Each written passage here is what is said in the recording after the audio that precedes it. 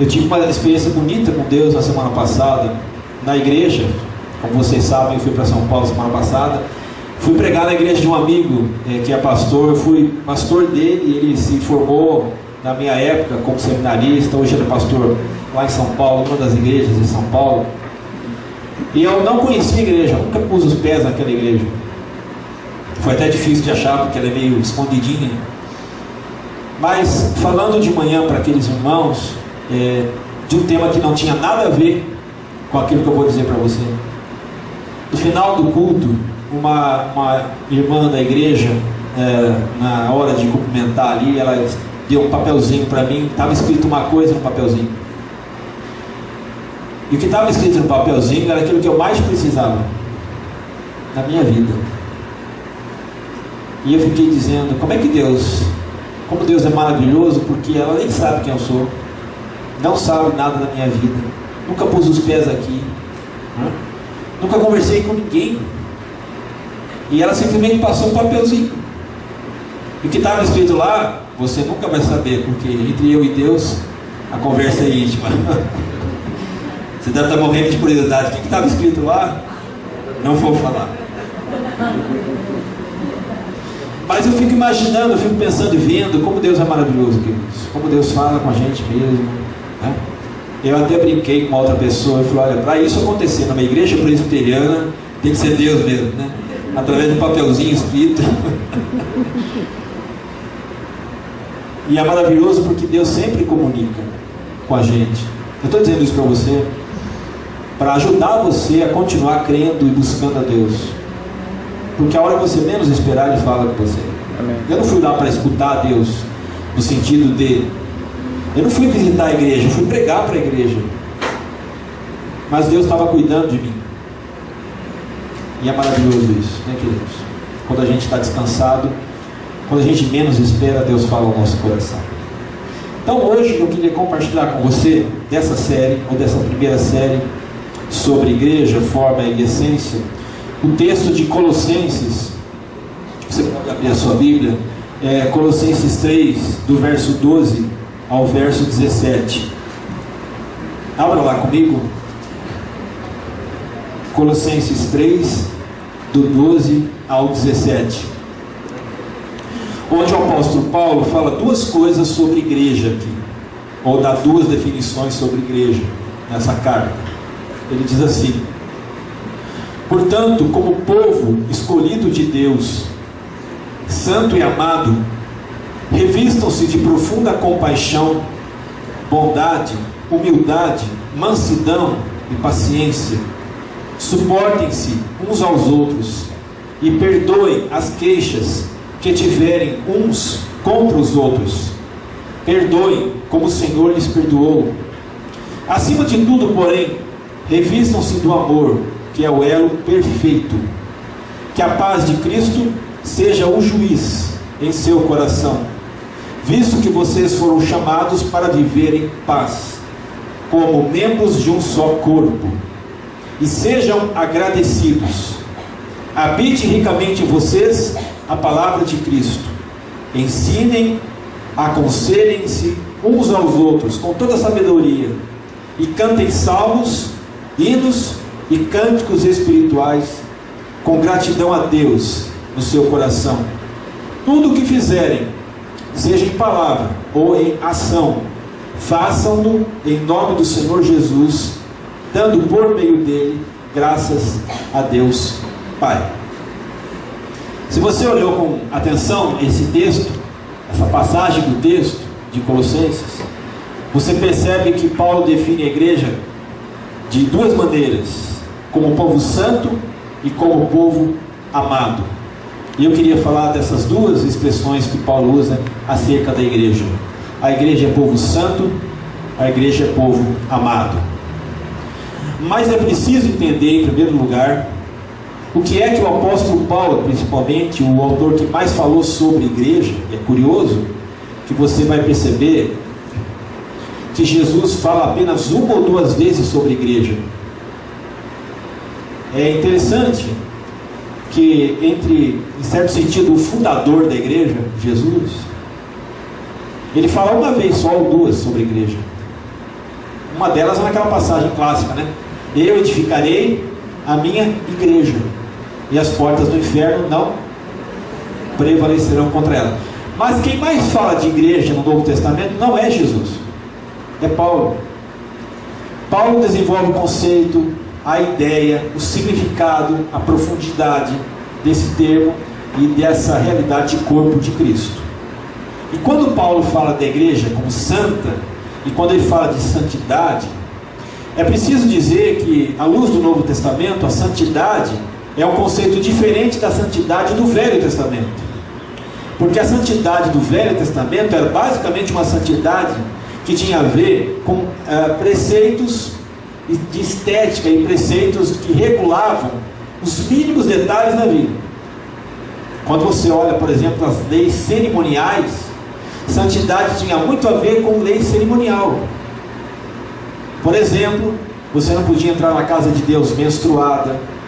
Por exemplo, o homem não podia entrar na casa de Deus com fluxo. Por exemplo, pessoas não podiam tocar um cadáver e depois ir adorar a Deus. Uma série de ideias de santidade, mais do ponto de vista desse sentido da purificação cerimonial, do que basicamente em termos de caráter. Quando você vai para o Novo Testamento, você vai perceber que a definição de Paulo é diferente quando ele fala de santidade. Primeiro que para Paulo, santidade não tem a ver com comportamento estético moral. O que é santidade para Paulo? Para Paulo, santidade é o ato de você e eu pertencermos a Deus por uma escolha dele. Deus nos escolhe e Deus nos separa para pertencermos a Ele. E como é que Ele escolhe? Em que critérios Ele escolhe? Ele escolhe sem critério. Não há critério. Ele escolhe porque Ele quer. Ele escolhe independente de qualquer condição da sua parte e da minha. Ele não escolhe porque a gente ofereceu uma boa condição de caráter. Ele não escolhe porque nós temos uma moral ilibada. Ele escolhe porque Ele quer escolher. E quem Ele escolhe? Paulo vai dizer em Romanos, quem Ele quer. Ele é o vaso, Ele é o oleiro, e nós somos o vaso. É tudo escolha dele. Santidade tem a ver então com uma escolha, uma separação, resultado de uma escolha. Para Paulo, a santidade não é algo que eu produzo por meio de atitudes restritivas, do tipo, o que é que eu posso? O que é que eu não posso? Aliás, se você, dessa mesma carta, ler Colossenses, no capítulo 2, versos 20 a 23, nesse mesmo trecho, ele diz assim: já que vocês morreram com Cristo para os princípios elementares deste mundo, por quê? Como ainda se pertencessem a Ele, vocês se submetem às regras. Não manuseie, não prove, não toque. Todas essas coisas estão destinadas a perecer pelo uso. Por quê? Porque se baseiam em mandamentos e ensinos humanos. Essas regras têm de fato aparência de sabedoria, pretensa religiosidade, falsa humildade, severidade com o corpo, mas não tem valor algum para refrear os impulsos da carne. Então, para Paulo, santidade não tem a ver com o esforço que eu faço, que você faz, para não pecar. Porque mais que sejamos esforçados para não pecar, ou mais que nos esforcemos para não pecar, nós pecamos. Então, se santidade tem a ver com um conjunto de regras que a gente escolheu seguir, e a gente acha que essa santidade auto-escolhida vai nos preservar do pecado, nós estamos perdidos, porque a gente vai continuar pecando. Então, santidade não tem a ver com algo que a gente escolhe fazer para ser melhorzinho na presença de Deus. Ao contrário, tem a ver com uma escolha da parte dele, que nos ama sem critério nenhum. E por que a igreja é santa, queridos? E por que a igreja é chamada de santa? Ela é chamada de santa porque foi escolhida por Deus para manifestá-lo ao mundo, para dizer a esse mundo que existe um Deus que nos ama sem nenhuma razão. Não porque nós fazemos a lição de casa, não porque nós fizemos todas as coisas certas, não porque nunca cometemos erro na vida, não porque nós fazemos as coisas do jeito que Ele quer, mas porque apesar de não fazermos nada disso, Ele nos ama e nos quer. E esse mundo precisa de um Deus assim, que inclusive morre por eles, salva-os, porque eles estão perdidos.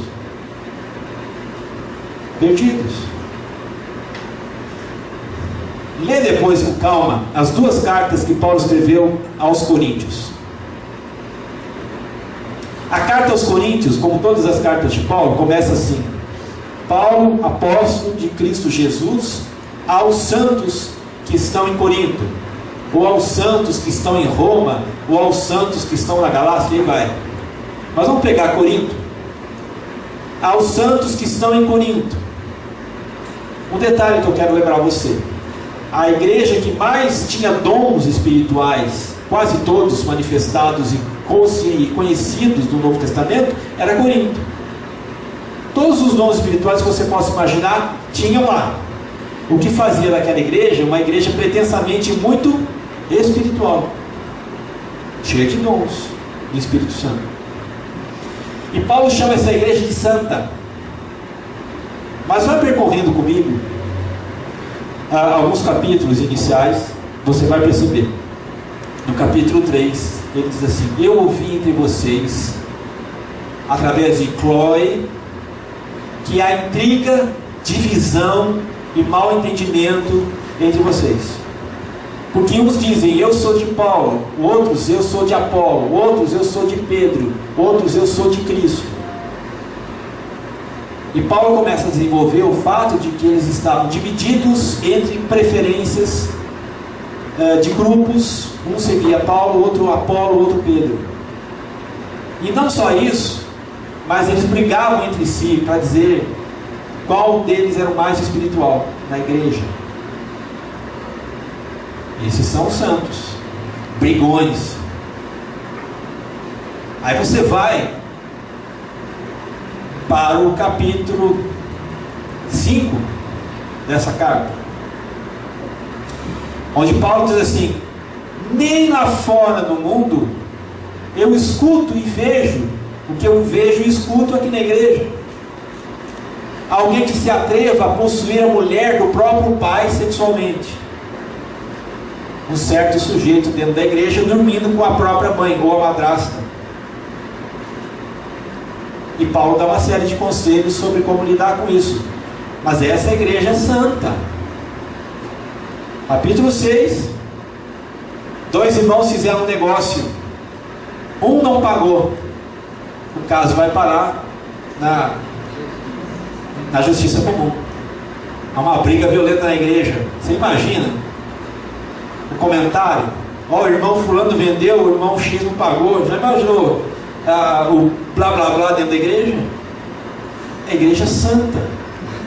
Capítulo 14, para não estender muito, a briga é sobre dons espirituais. Qual dom espiritual é mais importante na igreja? Dá para chamar essa igreja de santa? Não dá. Porque essa santidade aí, queridos, não é resultado de atitude. Ela é santa porque Deus escolheu essa igreja do jeito que ela é. Isso é santidade. Santidade é uma escolha de Deus. E a santidade é resultado da ação do Espírito Santo em gente imperfeita, pecadora. Mas Paulo também define a igreja nessa carta como o povo amado de Deus. E por que esse povo é amado? Não porque responde muitas vezes afirmativamente ao amor de Deus, mas pelo fato de que é um povo que recebe misericórdia de Deus, porque Deus vê esse povo como povo caído, povo perdido, povo ferido, e por isso carente. Porque Ele sabe que o amor pode curar essas feridas deste povo. Além do mais, o amor sempre é uma escolha de quem ama. Não é um sentimento. Não está condicionado à correspondência ou à falta de correspondência. Amor é uma decisão. O ser amado não sabe corresponder àquele que ama tantas vezes. O amor de Deus não está baseado em sentimento. É a resolução dele em amar gente que não merece e gente que não sabe responder ao seu amor. Sabe qual é o problema, queridos? Em muitas igrejas, a forma, eu tenho que ser santo, é mais importante do que a essência, como amar em Cristo. Sabe por quê? Eu vou falar do que é forma na igreja. Forma é todo o conjunto de regras e regulamentos que todo fiel recebe assim que se batiza, assim que se converte. Ele é obrigado a praticar nesta igreja. E muitas vezes esse conjunto de regulamentos e regras não é baseado na Escritura. É um Talmud. Como os judeus têm a Torá, tem o Talmud. A Torá é a Bíblia. O Talmud é o que a gente entendeu dela. E muitas vezes para o judeu o Talmud está em cima da Torá, acima da Torá. Toda igreja tem o seu conjunto de regras e regulamentos, do que pode e o que não pode. E muitas vezes essa regra e regulamento está acima da Bíblia. E é isso que a gente chama de santidade. Eu cumpro certinho as regrinhas da igreja. Eu sou santo. Não. Muitas vezes a forma pesa mais do que aquilo que Cristo fez na cruz. Mas de fato, qual é a essência cristã? Qual é a essência da igreja? Na carta que eu li, Paulo responde, no verso 14: acima de tudo, porém, revistam-se do amor, que é o elo perfeito. Acima de tudo, acima de qualquer coisa na igreja, revistam-se do amor. Portanto, queridos, a essência da igreja é o amor. A gente já sabe disso, mas é preciso repetir. A essência da igreja não é o que ela faz, não é a forma como ela se reúne, não é se ela tem uma liturgia aberta ou fechada, não é se ela é contemporânea ou não é. A forma da igreja não é o conjunto de regras que ela estabelece para os seus membros. A forma da igreja não é, a importância da igreja não é isso. A essência da igreja é o amor, mas não é aquele amor que a gente pratica. Qual é o amor que a gente pratica? Tem muita gente que vai para a igreja e vai para a igreja com uma cabeça idealizada. Às vezes se frustrou numa determinada igreja X, porque tem uma idealização do que deve ser a igreja. Aí namora com outra igreja do outro quarteirão, porque tem algum aspecto da igreja do outro quarteirão que bate com a sua idealização do que deve ser a igreja. Esse é o amor que ela tem, é o amor idealizado. O que é o amor idealizado?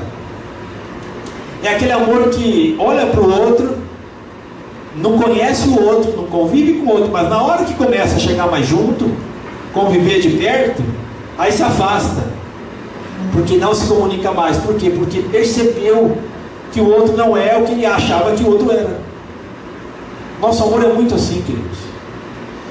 É só começar a conviver que você começa a perceber o que é de fato igreja. Mas amor é decisão, não é idealização. Por isso Paulo diz que o amor deve pesar mais, acima de tudo, de qualquer regra litúrgica, de qualquer interpretação da Bíblia, de qualquer forma externa, comportamental. O amor é o elo perfeito, e é o que Deus busca para a sua igreja. Por causa disso, eu queria rapidamente tecer 3 comentários sobre a essência da igreja. O primeiro deles é que a essência da igreja é compaixão. O miolo da goiaba da igreja é a compaixão. Paulo diz assim: revistam-se de profunda compaixão. Se a essência da igreja, se o miolo da goiaba é o amor, o fruto do amor é compaixão. E se você olhar no texto, Paulo associa a compaixão com 2 outras palavras no texto: paciência e bondade. Eu só pratico compaixão com alguém quando eu tenho por esse alguém paciência e bondade. Deixa eu dizer para você que no convívio com a igreja, nós vamos encontrar muita coisa que a gente não gostaria de ver. Mas, querido, como em qualquer relação tem isso. Na sua casa você encontra muita coisa que você não gostaria de ver. No seu casamento você encontra muita coisa que você não gostaria de ver. Na relação com os filhos você encontra muita coisa que você não gostaria de ver. Lá no seu trabalho você encontra muita coisa que não gostaria de ver. O que você encontra lá? Que você encontra na igreja? Fracassos, gente fracassada. Você encontra pecados, pecados cabeludos, pecados carecas. Você encontra transtorno de personalidade, transtorno psicológico sério na igreja, feridas abertas, gente que não consegue perdoar, ciúmes tem na igreja, porque tem na família, porque tem no trabalho, descontrolar a intolerância pelo outro, preconceito, você encontra no trabalho, na família, na vizinhança, na igreja. Por que não na igreja? Aí você diz, na igreja não deveria ter isso. Claro que não. Eu vou mais longe, eu deveria dizer assim, na igreja não devia ter pecadores, né? Não devia ter pecadores na igreja, todo mundo devia ser santo. É porque a gente acredita que todo mundo já é. E quando a gente vê um pecador na igreja, a gente atira a pedra. Por quê? Porque aqui não é lugar de pecador, aqui é lugar de santo. Pelo menos a minha idealização. Mas, querido, se a gente achar que na igreja, que a igreja é uma comunidade de santos, nessa ideia popular de santidade, dificilmente a gente vai ter compaixão pelo outro. O que nós vamos ter? Juízo. Porque essa pessoa não deveria estar aqui. Porque essa pessoa não deveria fazer parte desse grupo. Porque essa pessoa não merece estar aqui. Juízo. E o que é juízo? É o contrário da compaixão. O juízo, você faz a leitura das atitudes dos irmãos, a atitude externa, você analisa o pecado em si, mas você não pergunta por que chegou a isso. O juízo é assim. A compaixão é quando você pergunta por que chegou a isso. Como eu posso ajudar? E isso é compaixão. E toda a história, queridos, daquela pessoa que chega a Cristo, você sabe, todo mundo chega a Cristo arrebentado. Eu nunca vi ninguém, em 24 anos de pastorado, eu nunca vi ninguém chegar a Cristo dizendo, eu estou tão bem na vida, eu estou feliz na vida, por isso que eu me converti. Eu nunca vi. Você viu?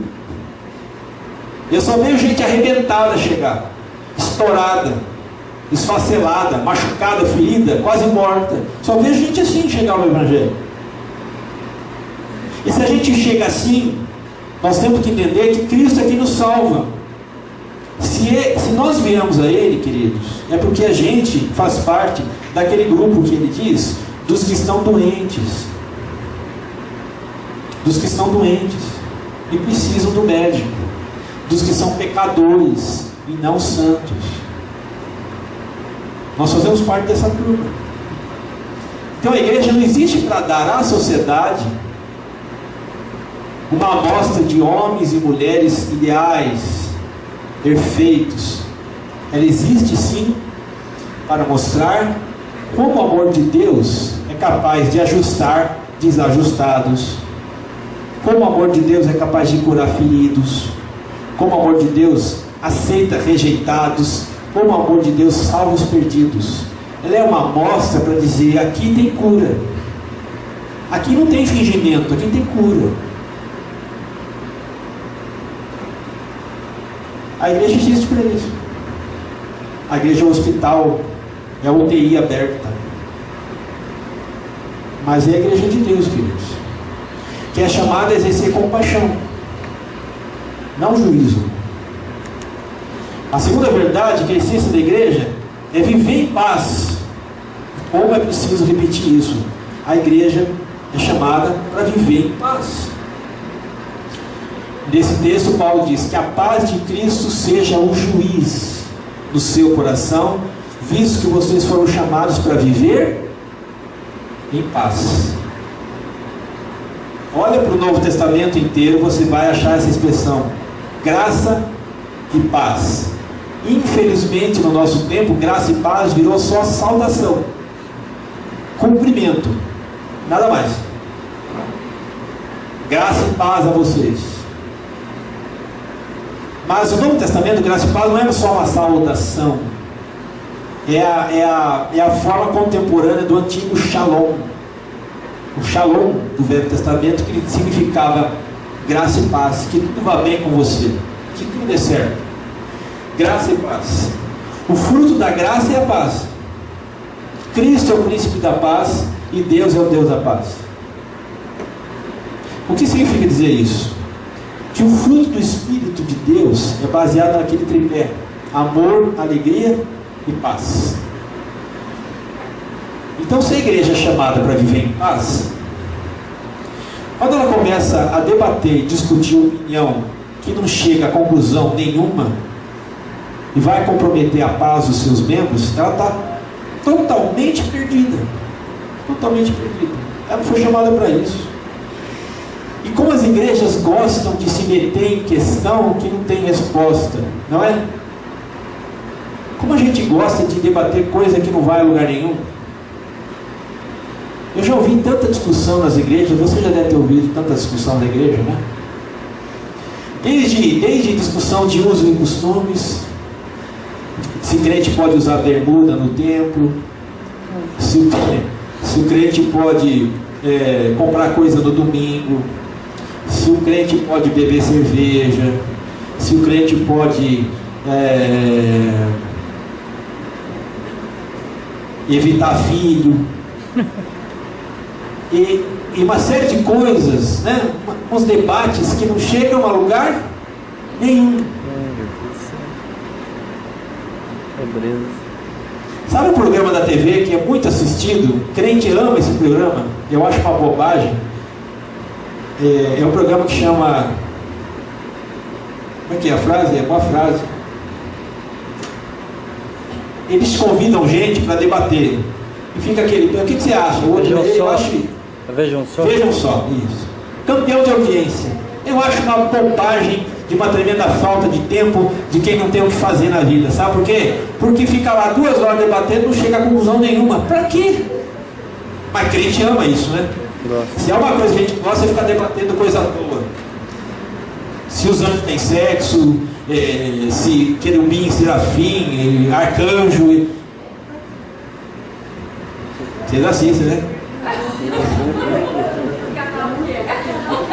Não vamos julgar ninguém, mas cada um assiste o que quer. Mas eu acho uma bobagem. Respeito você, se você assiste, eu respeito, mas eu acho uma bobagem. Porque isso aí, é isso que a gente faz nas igrejas. A gente fica debatendo esse tipo de assunto e às vezes, pior, prova uma guerra interna na igreja.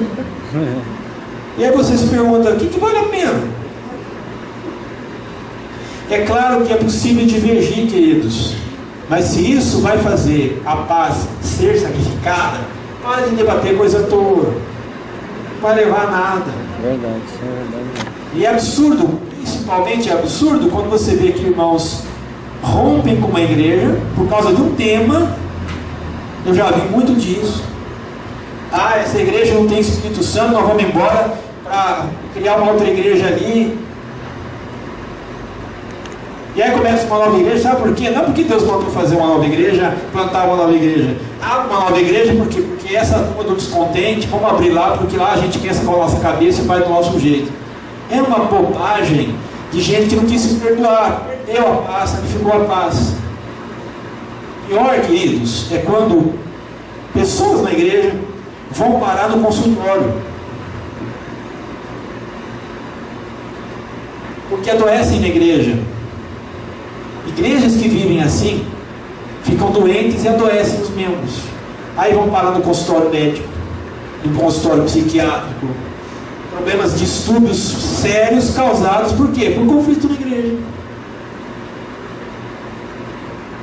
Mas Paulo diz assim: o juiz no nosso coração deve ser a paz. Em qualquer coisa, em qualquer assunto, o juiz deve ser a paz. Ao analisar qualquer discordância, proposta, a paz tem que prevalecer. o juiz é a paz. Ela é o juiz que deve estar sentado no meu coração. Ela julga. Então, se por causa de uma ideia, se por causa de um mal-estar, a ira sentar nessa cadeira, tudo vai por água abaixo. Quem é que deve ocupar o